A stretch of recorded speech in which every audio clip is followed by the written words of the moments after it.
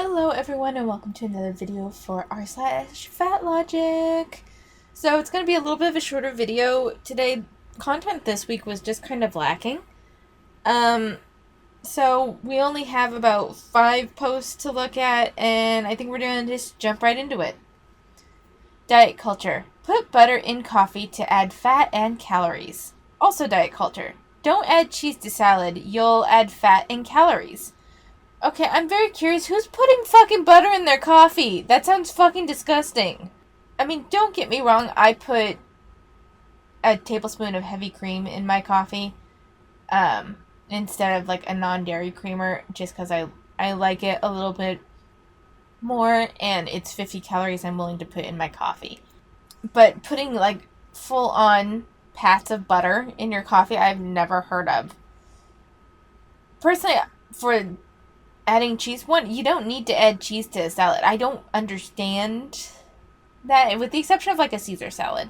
Like, having just a little bit of cheese. Just a little bit. I mean, don't go fucking nuts. It shouldn't be covering your salad, but maybe just a tiny bit, like a pinch, for a little bit of flavor. But like, for this salad, why the fuck would you add cheese to this salad? This looks fucking delicious as it is. Like, actually, no, wait, is that cheese there already? I don't know. This just seems odd to me. I don't know who's putting fucking butter in their coffee. Please explain. If you put butter in your coffee, how does it taste? Because it's not something that I would do. It's not something that crosses my mind to put butter in my coffee. So please let me know, if you put butter in your coffee, how does it taste? The only thing I can think of is possibly keto, but like, I still don't understand why you would put butter in your coffee. This seems like I'm not even sure what other than that it's contradictory, what the point is of this, but I've never seen people put butter in their coffee. Let's be honest. Women only praise big girls because they don't see them as a threat, lol. If a big girl posts a pic and they comment, "I love your confidence," they don't see you as a threat, sweetheart, lol. Women just be lying. Look at this shit. Y'all treat big women like special ED kids while trying to humble, threatening women. So, why we gotta view other women as a threat? Why is that? Why does that have to be a thing? That just number one there, because I'm fucking confused. Why do I have to see? Why can't you just give compliments? Why is that not a thing? Why can't I just give people? So if I give a fat girl compliments, like we covered Lexi Nemo earlier this week, I think she's a pretty girl. I think she wears a lot of fashion pieces very well. I like her look. I think she's fun. I think she's pretty. So if I do that, is it that I don't see her as a threat? Threat for what? What the fuck is the threat for? I don't fucking understand. And it's like the thing where you can't do anything right. You can't fucking do anything right for these people. I compliment a girl saying, love your confidence. Again, like Lexi Nemo, she's owns her style. She's super confident in it, and she looks nice. So why is that a bad thing? Why the fuck is that a bad thing? So, like, if we compliment people, it's wrong. But then if we're like, yo, you might consider making healthier food choices, that's also wrong. Wait, and if we ignore them, that's also, what the fuck am I supposed to do? No, but, why? Why? I don't fucking get it. Oh my god, this is why I try to be as pleasant as I can. I give people compliments if I like what they're wearing or how they look or whatever. And then I just leave it alone. And if someone gets offended because I gave them a compliment, and not even a backhanded compliment, just like, hey, you look nice today. And if they get offended, I throw up my hands because I can't fucking win anymore. Why? I don't get it. I don't understand. I don't understand. There was a recent tragic event in Orlando in which a teenage boy died on an amusement park ride. There are stories blaming his weight, the ride operators, and the lack of oversight, but I haven't seen anything blaming the architect/builders of the ride who couldn't be bothered to build a ride that was safe for fat bodies. If they prioritized building a ride that could accommodate all bodies, the boy might be alive today. Okay. One, how long ago was that ride even fucking built? Like, it's done again. I will say this again. The law of averages is what rules most public spaces. It's what rules most public spaces. I can't speak today because there's so much stupidity on the internet. I don't know how to deal with it. Okay. Like, it's tragic that this boy died. I don't understand how we can blame, like, the weight limit of the ride itself as the reason he died. One, when was that ride even built? Two, rides are built with the laws of averages. If this kid is very heavy, it wasn't... I'm sorry for him, but he shouldn't have been let on the ride. And when I say I'm sorry for him, I mean I'm sorry in the alternate universe where the ride operator did not let him on, and he didn't get to ride the ride, which is what should have happened. Because I vaguely remember hearing about this story. You can't build rides to accommodate everyone. That's why there's height limits on the rides. You have to be so tall to ride, and that's why there's weight limits. Because it's based on the average weight per person, and the goal is to make it safe. And this is what happens when those restrictions are not followed. It can result in someone's death. I don't understand how you can turn this negligence of a ride operator and an amusement park that led to the death of a child and turn it around to bolster your fucking political... Not even... I mean, I guess it is political, but it's like their social movement.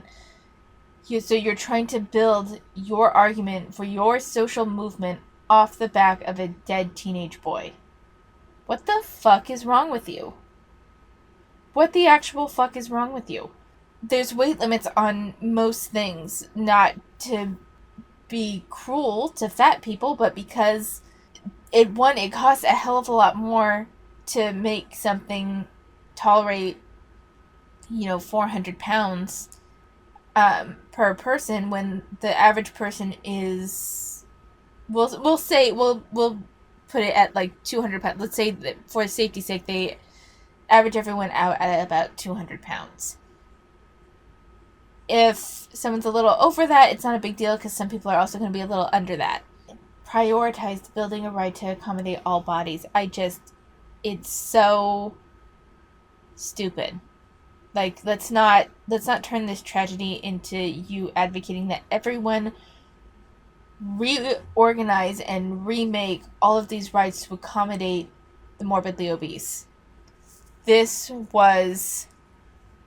Someone should have been watching, someone should have paid more attention and not let this boy on the ride. Because the machine wasn't designed for it. That is not the machine's fault. That is the ride operator and the amusement park. It's their fault for not ensuring the safety of their customers. And so to turn this into... I don't know, I think it's gross. Even a slight calorie deficit can lead to weight cycling, preoccupation with food, body dissatisfaction, disordered eating, and any other negative health outcome associated with any diet out there. Yes, even a small calorie deficit with the intent of weight loss is in fact a diet. I have no idea what that voice was, for the record. I just was moving my mouth in exaggerated ways to try to get an effect because of this. The whole way I said that was inspired by this. There was something about it that made me laugh. So, I can't believe that they're saying even a slight calorie deficit is wrong. And yes, even a slight calorie deficit is in fact a diet. But you know what's also a diet? However the fuck you eat. That's also a diet. You eat completely unrestricted, that's a diet. You eat nothing but fast food, that's a diet. Everything's a diet, because diet is just what you eat on a regular basis. It's just, that's what a diet is. It's what you eat. Now, there's fad diets, which is like, well, I don't know if paleo and keto can, and like the Mediterranean diet go into fad diets or just like subsection of diets, but a good fad diet would be like the juice cleanses. And that doesn't, a slight calorie deficit does not necessarily lead to disordered eating. It can for those that are very sensitive to monitoring like that get obsessive. But me doing a slight calorie deficit and exercising has led to me feeling better about myself. And actually increased my satisfaction with my own body. So, to the whole weight cycling argument, I mean, I think your body is just naturally going to fluctuate some, and the goal is just to be fairly regular with how you eat to maintain the body that you want. So it just is such a stupid argument. It is. I'm sorry. I know I keep saying things are stupid today, but I don't have any fucking patience today. I don't have it. I don't have patience for your bullshit. And just a slight calorie deficit does not automatically mean you're going to have negative health outcome associated with, like, it's just such an extreme view, and it takes things to, like, the nth degree when they really don't need to go there. So, it's dumb. It's majorly dumb. And way to try to scare people from making healthy life changes. Fuck you. It feels like it's purposely, I think the problem I have with this is that it feels like it is purposely misrepresenting what just a healthy life change would be. A slight calorie deficit. Let's say you're just chose to cut your calorie intake by 200 calories a day. All right? So you end up with, like, I think you would end up with half a pound lost each week. That is not disordered eating. That is not a negative thing, and I don't like that it's trying to, I hate that the fat acceptance movement tries to put any modification of what you put in your mouth as a form of disordered eating. I don't think it's right. It actually kind of pisses me off. And when they're like, how are we glorifying obesity? This is how you glorify obesity, by demonizing any attempt at weight loss. You don't want us to say that you're promoting obesity, then stop demonizing all forms of weight loss. It pissed me off. The thing about diet culture is that there's no way any junk food could possibly be more self-destructive than viewing your own body as not only a separate entity from yourself, but as an enemy to be conquered. So we're going to take off the enemy to be conquered, but that separate entity from yourself, that's what fat logicians do all the fucking time. Like, just last week with the woman saying my body knew when to take a break. They treat regularly, like, your body knows how it's supposed to be. Like, they treat their body as a separate entity all of the fucking time. All of the fucking time. In fact, most people that actively try to lose weight, from what I've seen, are the ones that more wholly view themselves as a whole person. Like, they understand I get cravings in these certain situations, and I need to know when maybe I can indulge that once a week or so, and how to make modifications so I don't do that later. Like, they recognize that their body is part of their mind and their mind is part of their body, and how only by addressing both things at once can they get to a healthier weight. But fat logicians, from what I've seen, always treat their body as a separate thing. My body wanted this. My body is telling me that. My body, as though their body is something completely separate from themselves and their mind, like, not that they're connected in any way. Then you'll have other ones that say, my mental health is more important, and then treating mental health is completely separate from physical health, when they can interact. And personally, I've noticed a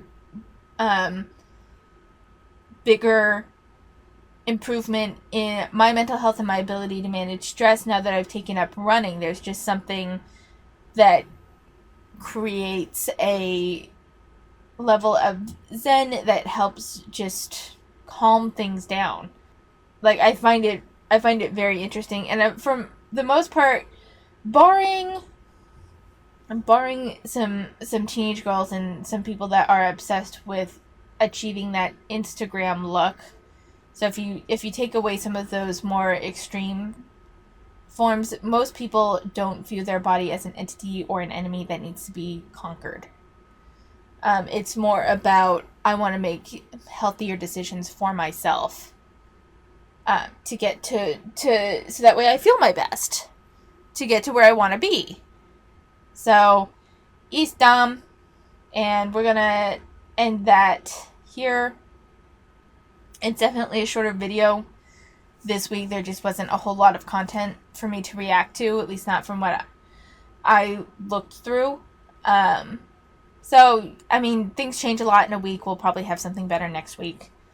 For updates for myself, so here's the thing. I weighed myself like Wednesday night. Sometimes I weigh myself at night, but my like official weekly weigh-in is first thing in the morning on Saturday or Sunday. I forgot to do it yesterday. It's Sunday right now. And I just weighed myself, and somehow between Wednesday night and Sunday morning, I gained like 4 pounds. It says I'm back up to 190, which is fucking, how? I didn't, like, and then I've been up for about 3 hours, and then it says I lost a pound. Like, I logged my food pretty well. I forgot to log my food on Tuesday, but I didn't go nuts on Tuesday. I did go like 50 calories over on Friday, and then I went like 200 calories over yesterday, which is not good, and I recognize that, and I need to work on that. But I was also under my calorie intake on Monday by 300. So like, if I didn't lose a full pound, like, I understood it, but I would not think, like, I know I didn't eat 10,000 calories or whatever to gain 4 pounds. Like, I don't understand. So I'm a little frustrated. There's only a couple of different things that I can think of that happened. One is that I'm really off in what I'm logging, so much so that I managed to gain 4 pounds in a week. The next option is that, like, my exercise wasn't calculated correctly by the apps, and I overate that way. Or not, but like, I didn't meet my energy expenditure and stuff that way. The third option is, like, I was looking over my food intake, and my sodium was consistently pretty high this week, and I think I ate a lot of high sodium foods this week. And that, but I still don't know if that would account for 4 fucking pounds. So I'm upset, and I don't understand what I did wrong. I think I'm gonna try to start increasing my calorie deficit for the next week and see if things go better. I don't understand what went wrong, and I'm frustrated, and I'm feeling a little discouraged right now. So it's just a matter of figuring out what I'm doing that's throwing it off. So I want to tackle one thing at a time, so that way I can see, like, where the problem lies. And so I'm trying to figure out, do I want to start with cutting calories, increasing what I'm, like, the serving amounts. Maybe my serving amounts aren't what I thought they were, so do I increase the serving amounts? Do I cut my calories more? I'm trying to figure out what I'm going to choose, and maybe start with, like, the easiest option first to try to tease out, like, what went wrong. I think the easiest option would probably be to cut my sodium intake. But that also just kind of feels like it's probably not that. So, I don't know. I'm frustrated. So, there's that. On a fun note, there's my local art shop has a challenge starting where you decorate with watercolor 30 postcards, and then there's a community bucket and you can send it out to people. I don't know if I'll send out all 30. And I've been like trying to decide on what, because I want to have a theme for them, and I think I'm going to do birds because I like birds. And then I was thinking about putting like inspirational quotes on like the writing part of the postcard and then just sending them out. I think that would be fun, and that way I can practice my hand lettering. But yeah, if you guys have any tips on like what went wrong, because I really don't understand how I gained 4 fucking pounds in a week. Like I don't fucking understand. Then I would love to hear it. Otherwise, I will see you next time.